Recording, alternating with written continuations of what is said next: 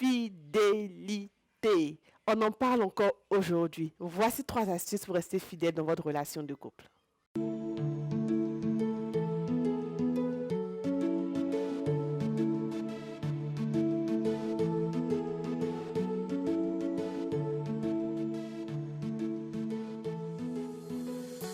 Salut, je suis Miss Leyi et comme vous savez, je suis coach en couple et sexualité et je vous donne des astuces pour avoir un foyer stable.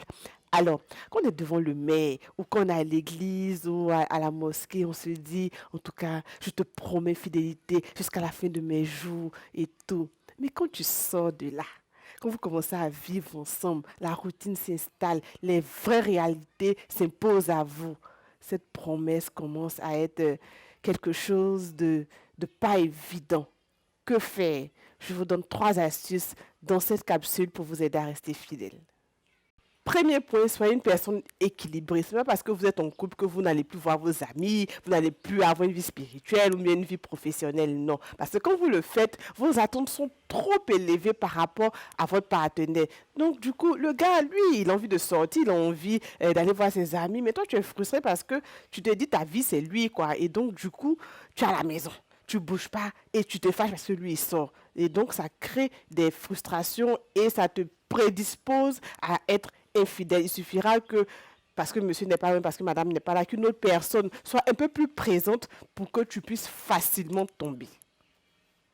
Deuxième point, cessez d'être gentil, soyez vrai. C'est le titre d'un livre que j'aime beaucoup parce que vraiment l'auteur nous encourage à communiquer, à parler, à écouter. Souvent dans le couple, tellement tu n'as pas envie de faire d'histoire, tellement tu as envie de garder l'harmonie que tu encaisses pas mal de choses, tu prends sur toi, tu te dis ça va passer, tu prends sur toi et puis un bon matin, tu exploses, tu laisses pourrir des situations qui auraient pu être résolues et donc vraiment pour rester fidèle, il faut communiquer, il faut avoir le courage d'assumer ses opinions, d'assumer ce qu'on veut et puis de s'exprimer le plus simplement possible, d'écouter l'autre et puis voilà, de se dire que nul n'est parfait et on n'est pas obligé d'être d'accord sur les mêmes points de vue, mais au moins il est important de savoir ce que l'autre pense.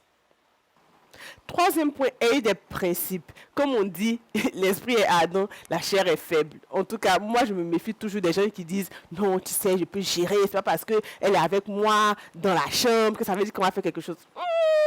Mieux vaut éviter certaines choses. J'ai une amie qui me disait que on trouve souvent qu'il est imbu de sa personne, qu'il passe, ça lui parle bien. Vraiment, il ne crée pas une certaine proximité avec les femmes. En fait, il expliquait qu'il préfère ne même pas créer de familiarité parce que après, ça crée trop de petites choses, de laisser aller et même pour aller plus loin même. Aucune femme ne monte dans sa voiture. C'est-à-dire qu'elle monte, elle est derrière ou elle ne monte pas carrément. Mais il n'accepte pas en fait que elle soit copilote, qu'on va dire ça comme ça, elle soit copilote. Non, personne. Donc, il a mis en tout cas certaines barrières du fait bien sûr de sa position dans l'environnement où il est. Bon, je ne vais pas rentrer dans les détails, mais vraiment, il préfère se préserver pour ne pas tomber.